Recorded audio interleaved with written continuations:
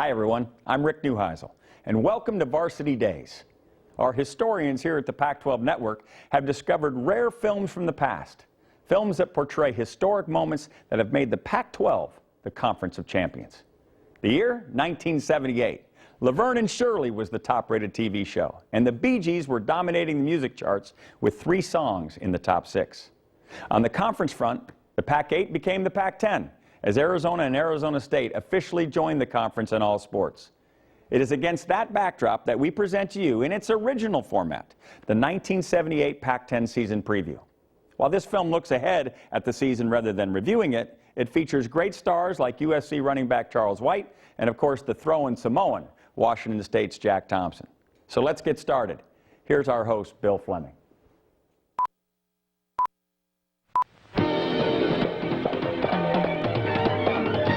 The 1978 Pac-10 Football Preview.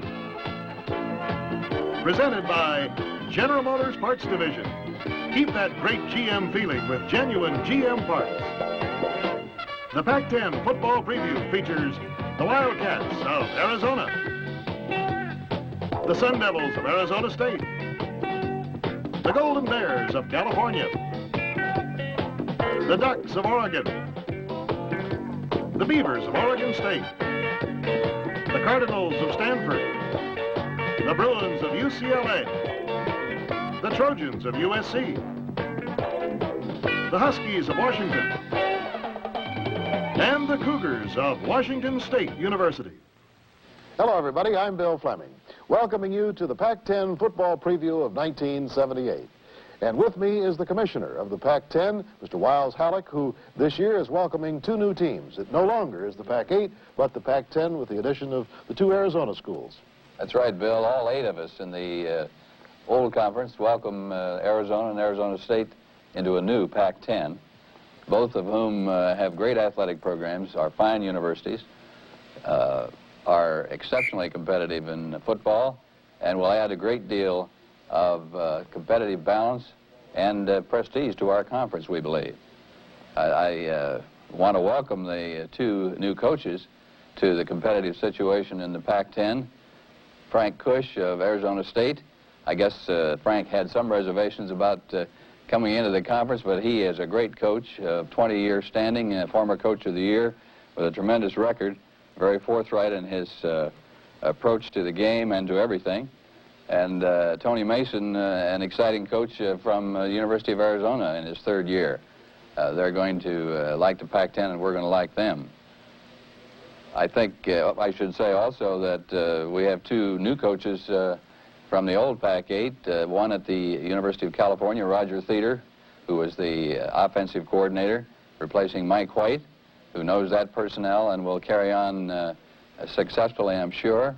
And at Washington State, Jim Walden, former quarterback at Wyoming when I was with the Cowboys, played under Bob Devaney, takes the place of Warren Powers and inherits a great quarterback in Jack Thompson to get into his 1st year. So we're looking forward with a great deal of anticipation to the first season as a Pac-10 in which both the Arizona institutions will be eligible for the championship and the Rose Bowl, and in which a schedule will be juggled around for the first time, bringing a conference game the first date of the season. Washington and UCLA will open the season on September 9. They're both going to be contenders for the title, and it adds an additional dimension to the excitement of our race. Wiles, thanks very much for joining us. And in just a moment then, we'll be back with the Pac-10 Preview. In 1978, it promises to be a great year in the Pacific 10 Conference. There's probably no conference in college football today that can boast of more outstanding running backs than the Pac-10. Former Olympic hurdler James Owens of UCLA is a perfect example of the swift, exciting, and graceful kind of running back in this conference. Indeed, the Pac-10 is the land of sunshine and of men who can fly. Sophomore Darren Nelson of Stanford had the kind of season a year ago that sent the statisticians scurrying to the record books. Dipping and darting his way, he went through heavy traffic many times. Oftentimes, he had to reverse direction. Last year, he rushed for more than 1,000 yards, and that was more yards than any freshman in conference history.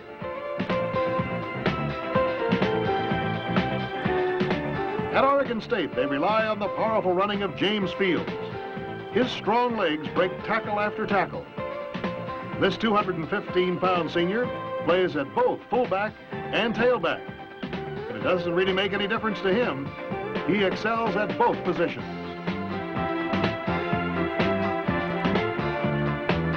The University of California has a solid fullback in number 46, Paul Jones, grinding out the tough yards.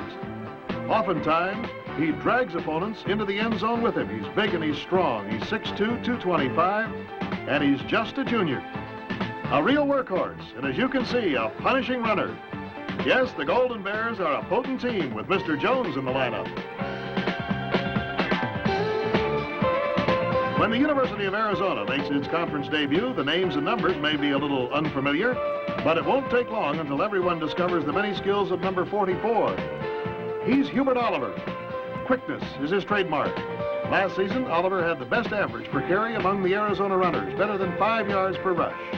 And he's only a sophomore. The emphasis on youth at the University of Oregon last year produced some fine young talent. One of the best was fullback Vince Williams, a sophomore from Tacoma, Washington. And the city of Tacoma is also the hometown of Mike Washington, a junior at Washington State. He likes to run to daylight. In '77, he led the conference in kickoff returns. And how about this young man, tailback Joe Steele of the University of Washington, hailed as the Huskies' greatest running back since the legendary Hugh McElhaney. He's got a lot going for himself. He has size, speed, and straight-ahead power. Washington's other outstanding running back is number 42, Ron Gibson. Both Gibson and Steele are going to get a lot of help this season. They'll be running behind the most experienced offensive line in the Pac-10.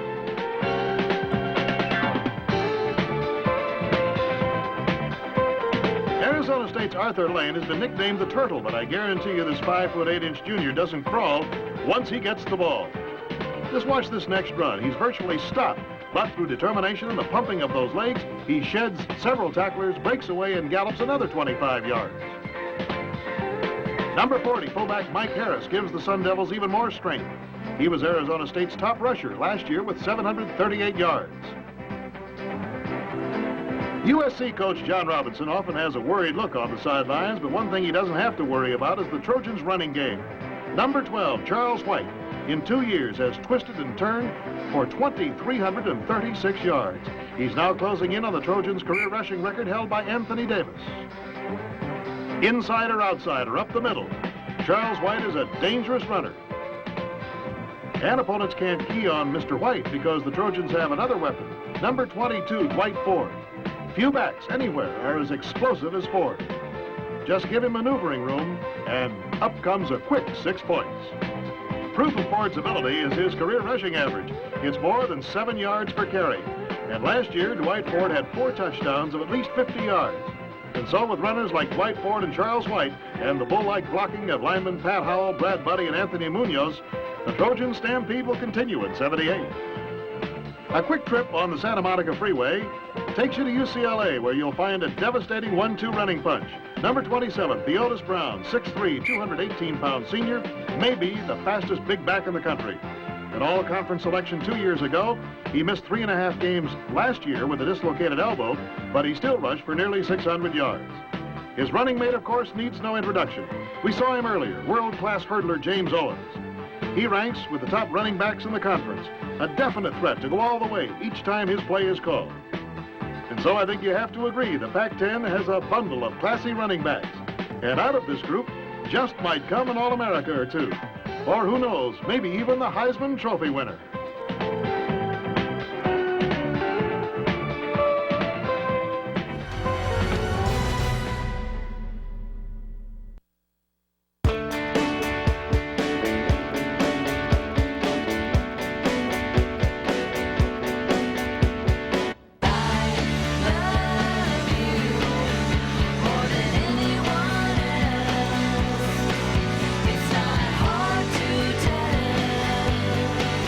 Now with more flavors for more sharing, because the world could use a little more red vines. Visit our Facebook page for retailers in your area or to shop online.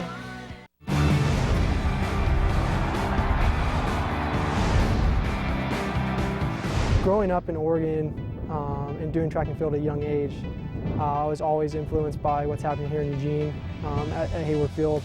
When you walk into this program, you're walking into something great.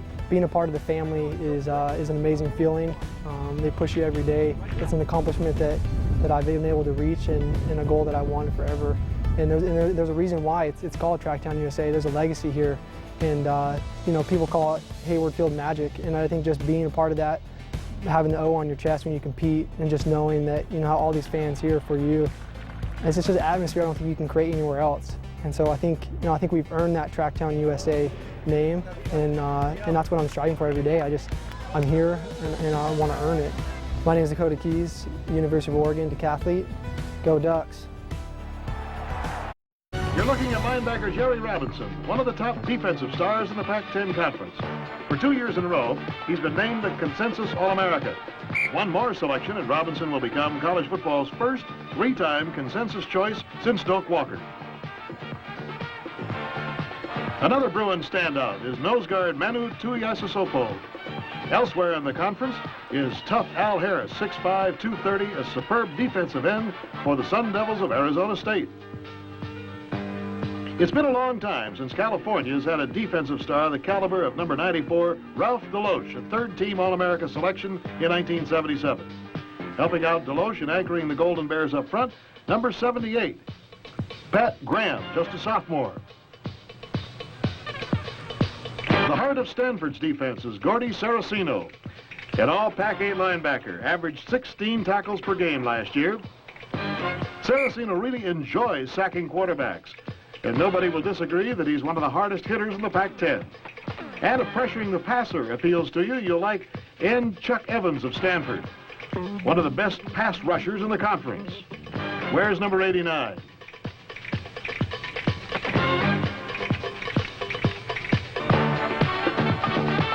The University of Southern California returns 6 starters on defense. One of the best is linebacker Gary Cobb. Not easy to turn the corner against him. He has fine lateral pursuit, and his hands are as strong as the village blacksmith. Arizona linebacker Corky Ingram can tackle as hard as anybody. Watch him, number 51, in this bone-crushing play. That's the way to hit. He plays the entire field. Here, picking off one of 4 interceptions he made last year. Playing in the defensive secondary requires special skills, and one player who displayed those skills was UCLA freshman Kenny Easley, last year's conference leader in interceptions with 6. Here he makes a routine interception. But not so routine was an interception that Mike Jackson of Washington made in this year's Rose Bowl game, as Coach Don James recalls. One of the most miraculous plays in the Rose Bowl, and possibly the reason why we won the game, is the great interception by Michael Jackson on the 2-yard line. Had to try and make a touchdown stopping tackle, and found the ball on the back of the receiver and just made a great play for us. Jackson's dramatic interception occurred with only 1 minute and 18 seconds left to go in the game, and apparently it saved the game. That is until 38 seconds later, when lightning struck again. Once again, pass defense had to rescue the Huskies. This pass was picked off by number 23, Nesby Glasgow. Just a great interception. And Glasgow didn't get too far, as a happy Mike Jackson rushed in, tackled his teammate, and they both celebrated on the floor of the Rose Bowl. Well, those were some of the most exciting defensive plays of the past season. And with both Glasgow and Jackson playing for the Huskies this fall, no doubt they will prove time and again that the best offense is a mighty defense.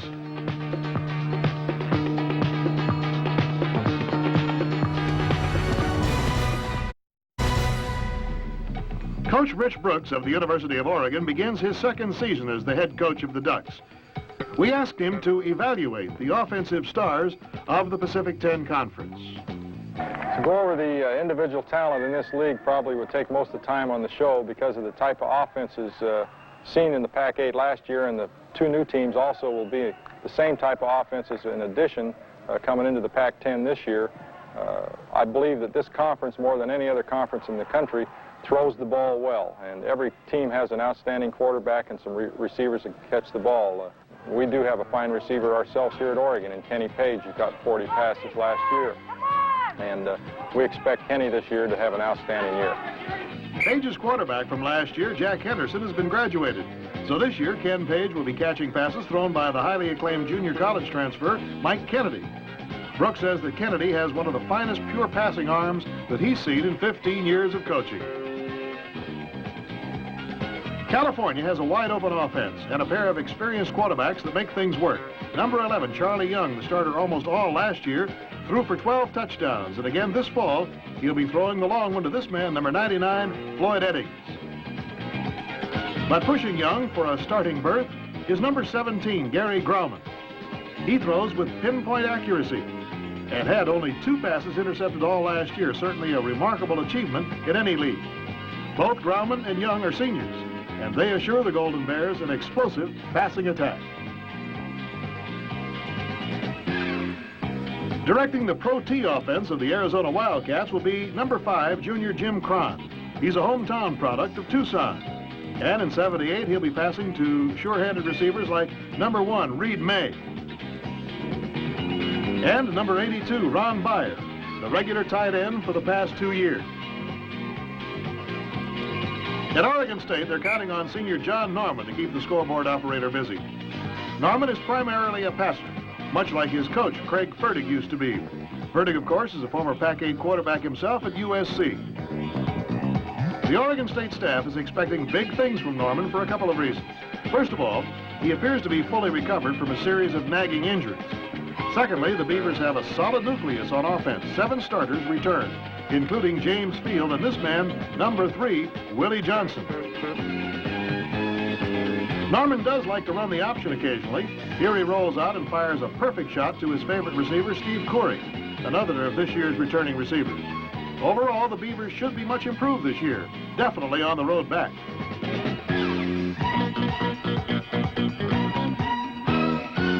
One group that always has fun on Saturdays is the Stanford Band. A very unique group, all right. They differ from the normal college band in several ways. First of all, the Stanford Band is run solely by the students. Their uniforms are outlandish, and they play only contemporary rock. But more importantly, they're a creative group of talented musicians, and they really add a lot of color and fun to those Saturday afternoons in Palo Alto.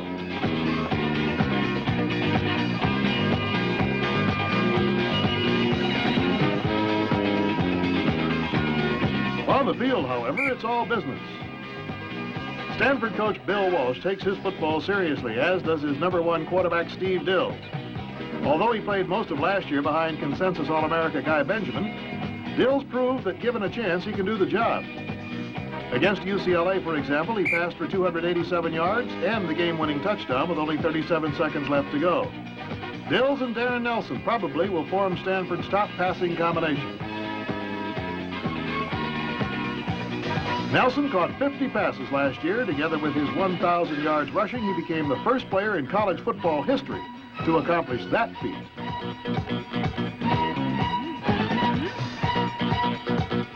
The top receiver for the University of Southern California is number 24, Calvin Sweeney. He'll be coming back from off-season knee surgery. And throwing to Sweeney will probably be number 16, Paul McDonald. Reserve quarterback for the past 2 years, he'll be the first left-handed regular at USC since the early 50s. Arizona State's passing game has always been sound, and with players like number 18 Marshall Edwards at big tight end returning, it should be sound this fall. The key will be the development of quarterback Mark Malone. Not so uncertain is the quarterback position at UCLA. Rick Bayshore returns after a fine year, a pleasing fact to his coach Terry Donahue. Terry admits the Bruins are going to throw a lot more in '78. Bayshore is a junior from Fountain Valley, California. He became the first sophomore since Gary Beeben to pass for more than 1,000 yards last year. He certainly puts a lot of zing into the Bruins offense. Against Southern California last year, UCLA trailed by 16 points. But Bayshore rallied the Bruins to 17 straight points in that game. The Trojans eventually won it in the final seconds. Bayshore's chief targets most likely will be his running backs, like Theodis Brown, who last year caught 16 passes out of his backfield position, and his teammate James Owens pulled in 15 more. So remember those numbers. Number 3, James Owens, 27, Theodis Brown. Two great athletes who are close friends on and off the field. They'll play a major role in determining the fate of the UCLA Bruins in '78. One of the top quarterbacks in the country is Jack Thompson of Washington State. In 3 seasons, this All-America candidate has passed for better than 3 miles. Thompson has the ability to throw short or long. He can pick apart a defense with his precision passing. To top it all off, his dislocated left shoulder is expected to be fully healed long before the season opens.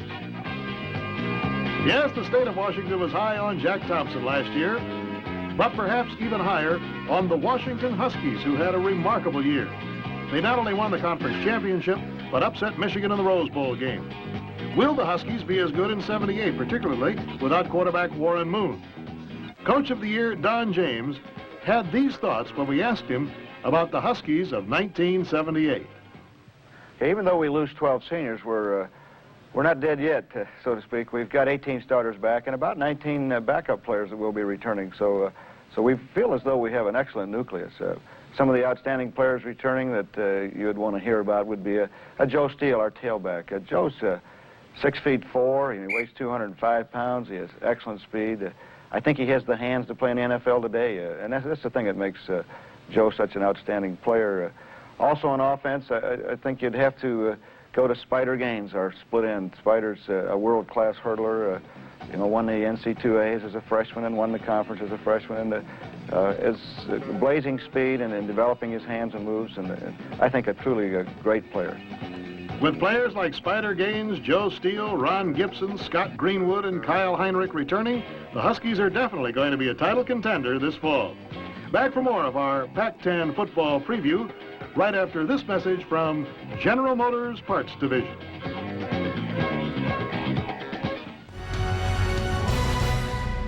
We've seen some truly exceptional plays on the football fields of the Pac-10 teams. On the sidelines, too, the Pac-10 excels in captivating its fans.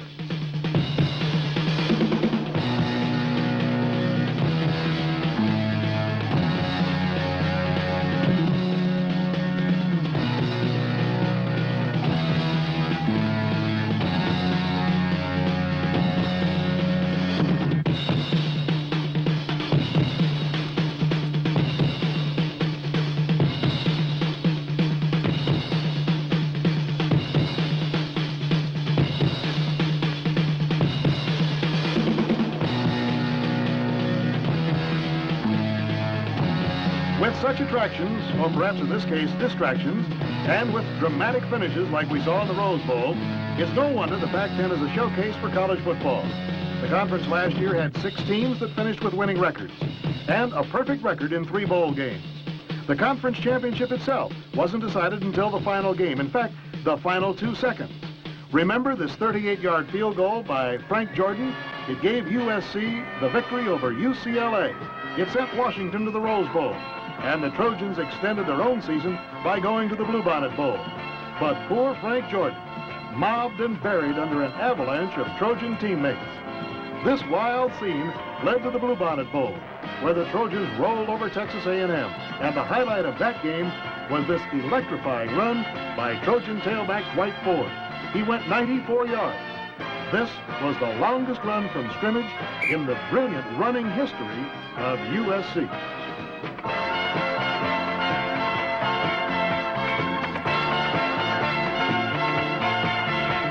And at the Sun Bowl, the Stanford Cardinals distinguished themselves by beating LSU. A truly great moment for Stanford coach Bill Walsh, and also for linebacker Gordy Saraceno, flashing his own trophy as the game's most valuable lineman. And then there was this scoreboard, the final scoreboard, in Washington's victory over Michigan in the Rose Bowl.